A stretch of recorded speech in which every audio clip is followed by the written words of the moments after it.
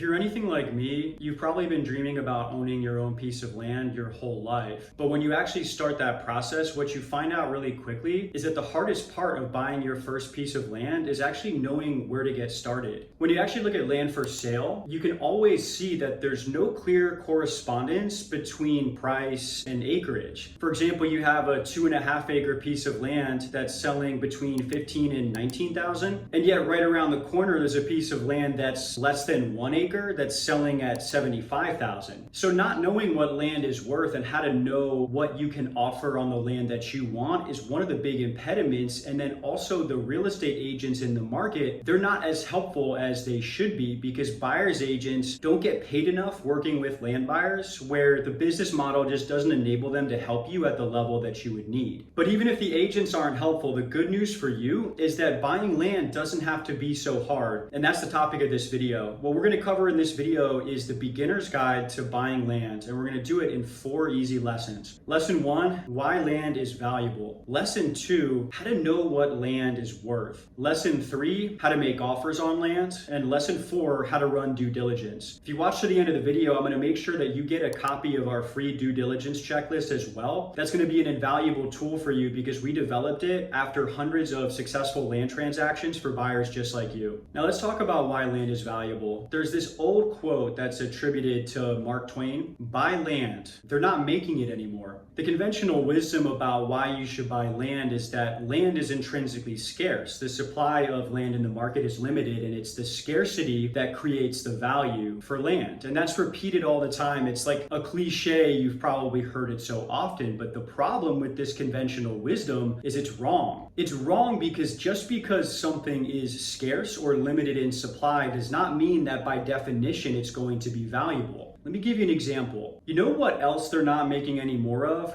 Iron. Iron, for example, is the most widely used metal in the world. Iron comprises 90% of all worldwide metal production, and it's used in all manner of everyday industrial products that we basically have set up our entire society on top of. Things like, for example, machine tools, rail lines, cars, ships, both commercial and military, rebar, steel, and really just everything. I mean, everything everywhere all the time. Just look around and chances are a lot of the common equipment and materials and buildings that you see in your environment are built with iron. But beyond that, iron's also essential to human biology because it's the main constituent of a protein called hemoglobin. And hemoglobin is what allows your body to distribute oxygen throughout your cells. So iron is so valuable that our economy wouldn't work without it, and we wouldn't even survive on this planet if it didn't exist. And yet iron's cheap as dirt. It's $105 per ton, which means that iron is so cheap that it's actually more expensive to move it than it is to buy it. So the limited supply and the utility of something is not what makes it valuable. What makes something valuable is when the demand for that commodity or that good or that service exceeds the supply. Because when the demand exceeds supply, that's when the price goes up. You know, to understand why land is different from other commodities like iron, you have to understand what land is in the market. So legally speaking, when you buy land, what you're buying is an exclusive claim on location. Land, quite simply, is location. And all real estate, with the exception of certain things like condos, are actually defined by the 4 corners of the boundary lines of the lot where the building is situated. You know, buildings are actually irrelevant to land values for a few different reasons. Number one is that they're only good for about 30 or 40 years without major renovations or capital improvements. There's a reason that the accountants let you depreciate buildings, by the way. The second thing is that the highest and best use of what you could build on a piece of land is actually going to change over time on the basis of shifting economic demand, zoning law, patterns in urban development, etc. And so the current building that's situated on any given property is irrelevant to the value of the underlying land. See, when you own land, what you own is an exclusive claim on location. And when you own a piece of land that people want to visit, you get to control who comes and who goes. And the process of doing that means you can charge rent. And it's the ability to charge rent at a location that really gives land its value in the market. So land is about location and location is about rent. But when you own land that's close to big commercial corridors and major metropolitan areas, relatively small pieces of land have disproportionate value in the market because of how much commerce and commercial activity is taking place in those locations and how much demand there is for space in the middle of some of these cities. For example, when you look at this 3D rendering of Oakland, California, you see what I'm talking about. The areas of high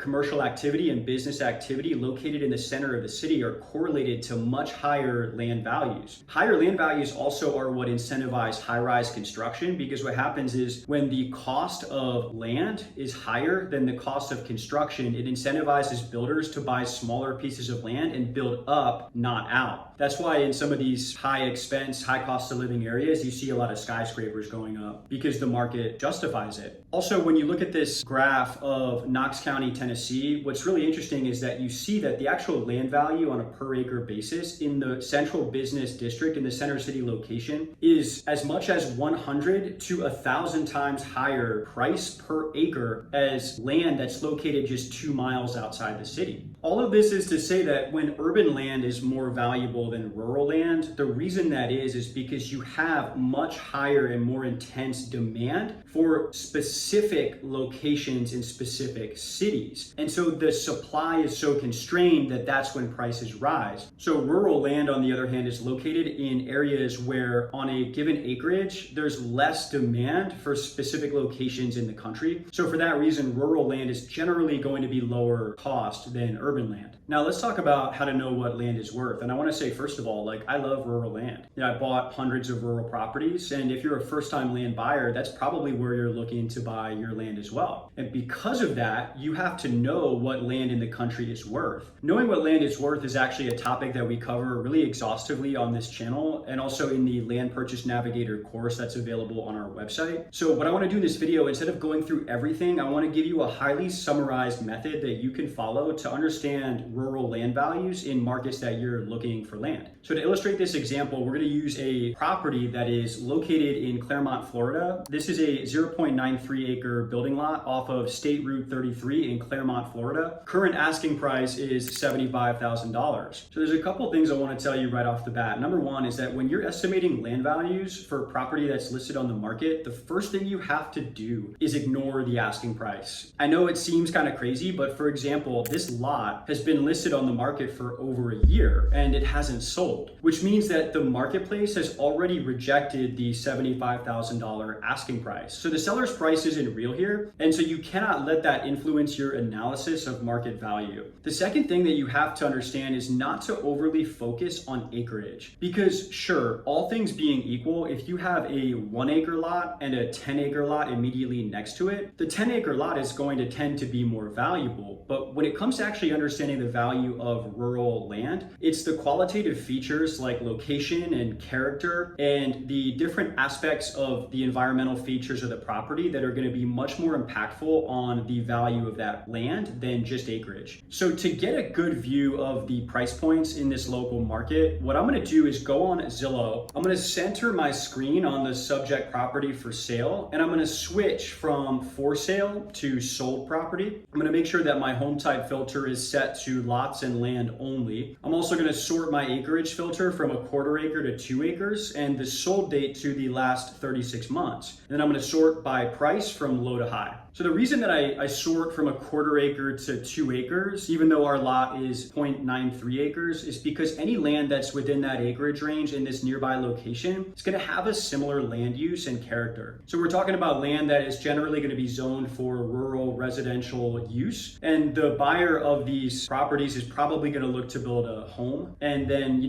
acreage on the margins will play an impact on price. But like I said, the bigger aspects of value are going to be neighborhood home values, the accessibility of the property, and then the development cost of actually building at that location. Setting our sold date to the last 36 months is not ideal, because really what you would want is to see comps in the last 12 months, because prices can really change in a shorter period of time than 3 years. But the reason I did it is because I want to really focus on a tighter area. And if I go to 12 months, it's like harder to pull the right number of data, the right number of properties. And so I just rather have like closer properties that are more similar. And I'll deal with a little bit of uncertainty around the market changes, because really in this market, I think that you're going to see a little bit of appreciation, but the prices are not going to be that different. So when you actually look at the sold data in this market and you sort the sold lands in this data set from lowest to highest, you have a range that starts at the bottom at $10,000, going all the way up to $170,000 with a median of $99,000. A really simple and effective way to estimate land values is to look at your data set as a classroom and to look at every individual property as a student. So the valedictorian of the class is this 1.09 acre lot in a high value subdivision that backs to a private lake, and that lot sold at 170 grand. So that's your number one student. And your class clown on the bottom of the class rank is going to be this landlocked property here that sold at 10,000 bucks, probably to a neighbor, and that is the bottom student in this classroom. So to estimate the value of the subject property, what you want to do is you want to look at your classroom. You want to sort by all your students, all your lots that have sold in this data set, and you want to try to slot the target property somewhere into this class rank. And what I mean by that is you want to figure out which land would you rather own, and you just go down the line and try to figure out where the property would sit in that list. If the money wasn't an issue and you could pick any of these properties, which one would you pick and in what order? And by putting your target property into the stack of data, you're going to get a really good idea on a tight window of the likely value of this property, and you're going to be able to estimate land value more precisely than most real estate agents that you would talk to. Now, when you look at the properties in this list that sold for over $100,000, what you find is that they typically have distinctive advantages that our subject property lacks. So number one, they're all located on paved asphalt roads. Ours is on a dirt road. What that means is that because ours is on a dirt road, it's unlikely to be maintained by the city or county. And so the owner of that land is going to have to pay more money to maintain that road. It's also less curb appeal and potentially less subdivide potential, because a lot of times the subdivide ordinance will require new building lots to front out to a county maintained road that has asphalt. The other thing is that you're also going to be further away from public utilities if you're on a dirt road. Typically, like, you're going to want to install a well and a septic system, which is great. I mean, a lot of land you have well and septic, but if you're closer to county roads, you're also closer to the municipal utilities, which can save you a bunch of money when you actually go to construction. Second is that the lots that are selling in the hundreds are in more established residential areas with higher home values. What that means is that, in addition to having a lower construction cost to actually build the same style of home at these neighborhood lots, the actual finished construction of the home that you build is typically going to be higher value. Third, the lots that we're looking at that sold for higher numbers are generally cleared and graded, which is also going to save about $10,000 or maybe $15,000 in site prep relative to our subject property. Now let's look a little further down the list, and when you do that, what you see is that there's a price range in this list between about $40,000 and $68,000. When you look at this 1.25 acre lot that sold on Oil Well Road that sold at $68K, you see why it's more valuable than our subject property. For starters, it's on a county maintained asphalt road, and it's also flat and cleared in addition to being 30% larger. If you look at the 0.37 acre lot though over here that sold at $40K, you see it has great access against that road, but it's a lot smaller, and in some ways that busy county road might not be the best place for a home site because cars are just going to be rushing past you. There's going to be some noise from that road. So I think that for the $40K lot, our land is going to be a little bit better than that one. But what's interesting is you look at this third comp, that's a 1.58 acre lot that sold at $56K. But when you actually scrutinize this property, what you realize is that it's in the exact same subdivision as our land. And in fact, the subject property, the 75K listing, is 2 lots to the west of this property that's sold. Now, this 1.58 acres that sold at $56K, it's about 60% larger than our property. And it's also got enough width against that road that it may have more subdivide potential and may be able to be split into 2 separate building lots. For that reason, I think that this land is going to be a lot more valuable than ours. But based on the class rank, what I would say is that the 0.93 acre target property is probably worth somewhere between $40,000 and $56,000, just based on where I would slot it into the class rank here. And because of that, I would probably put it on the lower end of that range, and I would estimate the value of the target property at $45,000. Now that you know what land is worth and you have some ideas about what land is going to be right for you, the next step is you got to figure out how to make an offer. So you want to be aware of the psychology of making offers. Number one is base your offers on market price, not asking price. Sometimes the seller has like a runaway fantasy about the value of their property. You don't want to join them in the fantasy because as a buyer, you want to live here in the real world, in the here and now. And you want to base your offer on market price. And if you're doing that correctly, the reality is that you got to be ready for 90% or more of your offers to either be rejected or countered. That's what you want.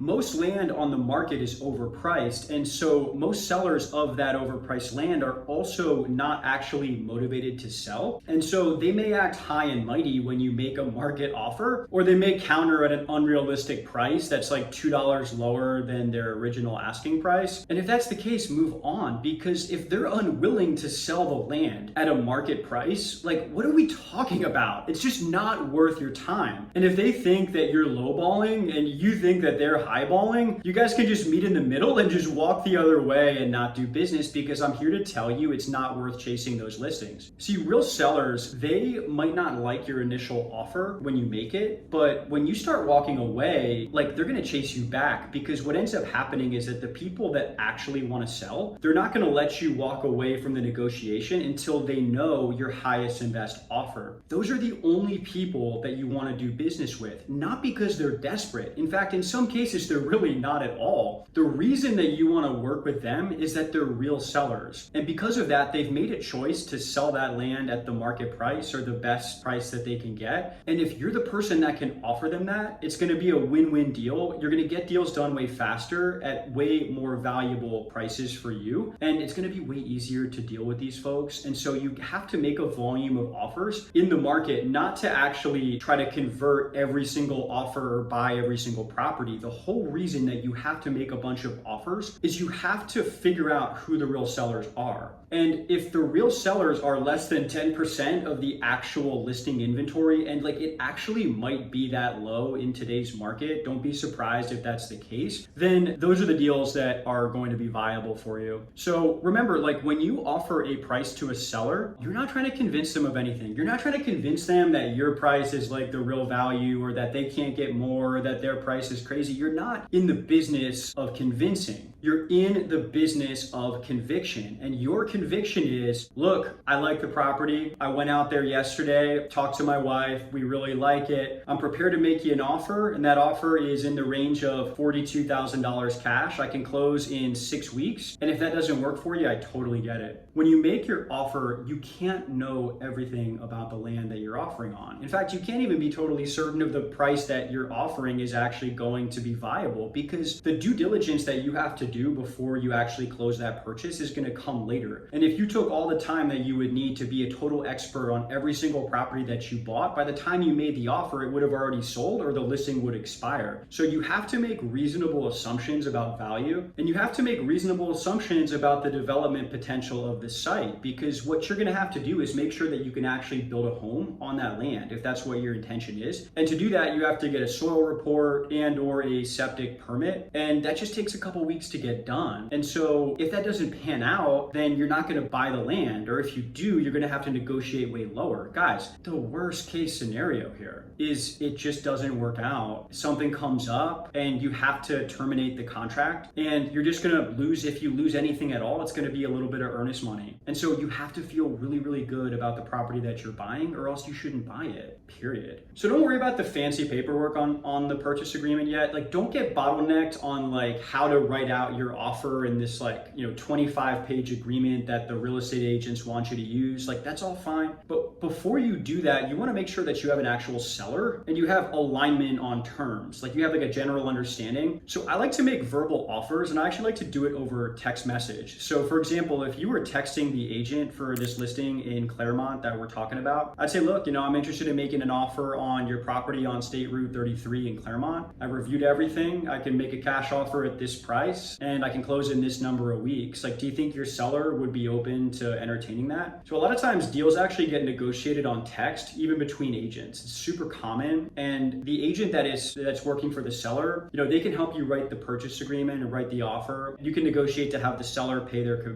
pay the commission for you as the buyer, or you can just use a one-page simple agreement like we do.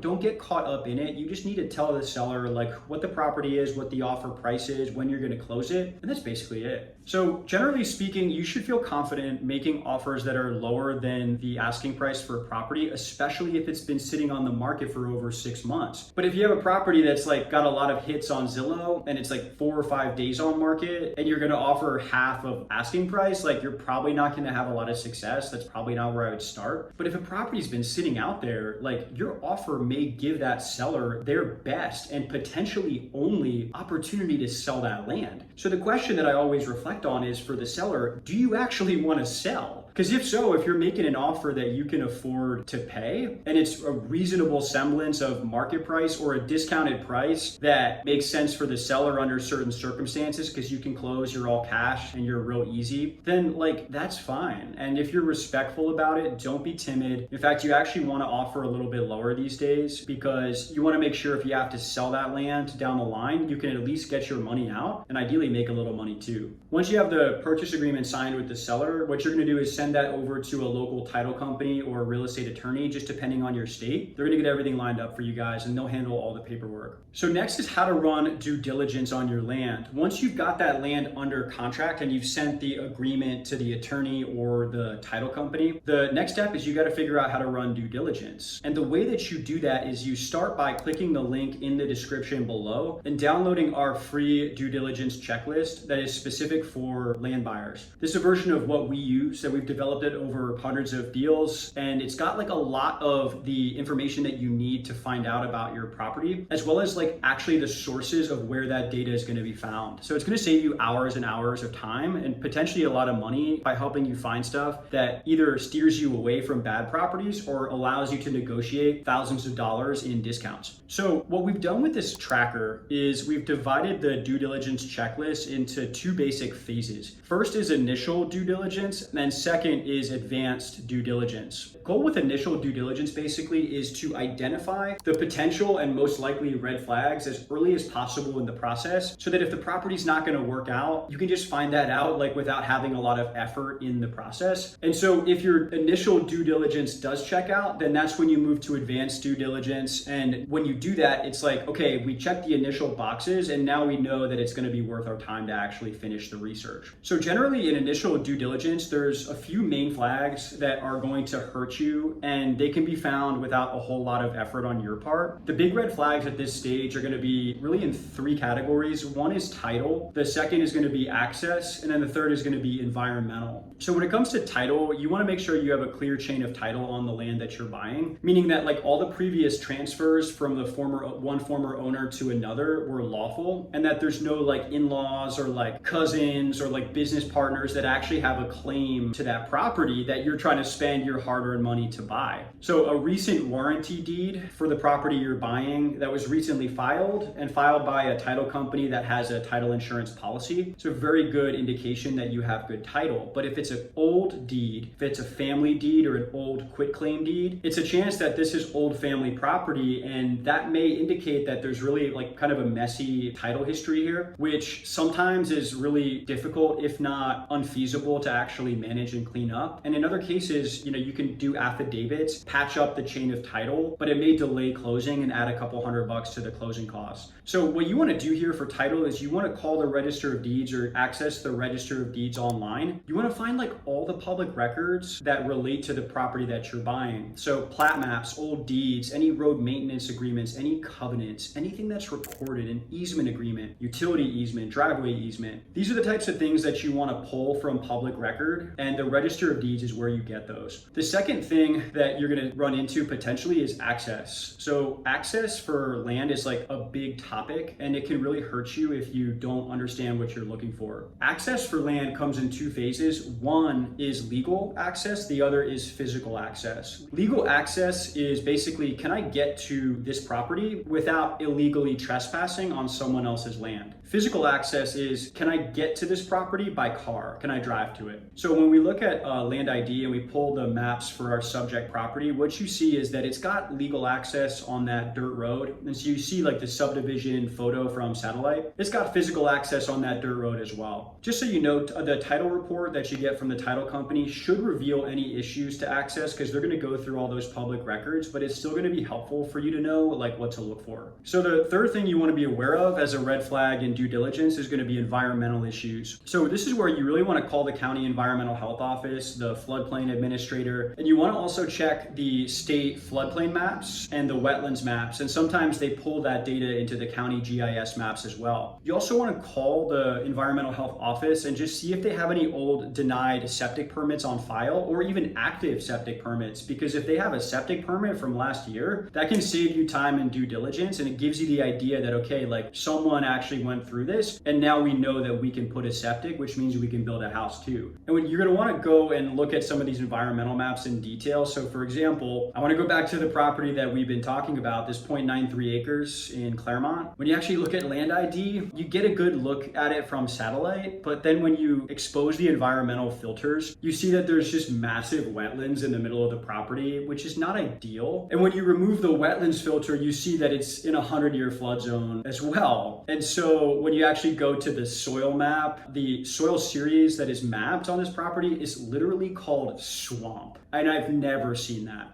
Just to be aware, like the precision of the FEMA flood maps is going to be greater than wetlands maps. I don't know why that is. I would speculate, but the FEMA mapping is like really tight on county maps and county filters. But I've seen cases where wetlands maps are actually wrong. So what you'd want to do is, if you wanted to pursue this property, your soil scientist could go out there, do a soil evaluation on the site. And if they say there's no wetlands there, there's no wetlands there. They really are qualified to make that call. And in fact, they can submit the map to the county or the state and actually update the wetlands maps. There's like a process for doing that. But like the flood maps they're pretty hardcore about the precision. Like they map those down to the pixel. It's worth double checking, but the precision of the FEMA maps is like so good, and you have a flood zone here for sure. So look, I don't know, if you wanted to pursue this property and you saw this information, you'd probably want to look at this and find it before you got this deal under contract. But at the very least, if you send a purchase agreement out to buy this land, you would find this in your first 5 minutes of online research and well before you actually close the transaction. If I'm you and I'm trying to buy my first piece of land, I don't think that this one would be it, because if it was, I try to negotiate to a dirt cheap price, but more than likely, I'd want to move on to another property that would end up working out better. The next video on our channel I think you're gonna like is called Land Buyers Go Broke Making These 10 Mistakes. And what this video is all about is in detail like the big due diligence issues that land buyers run into, and specifically how to avoid making those same costly mistakes for the land that you're buying.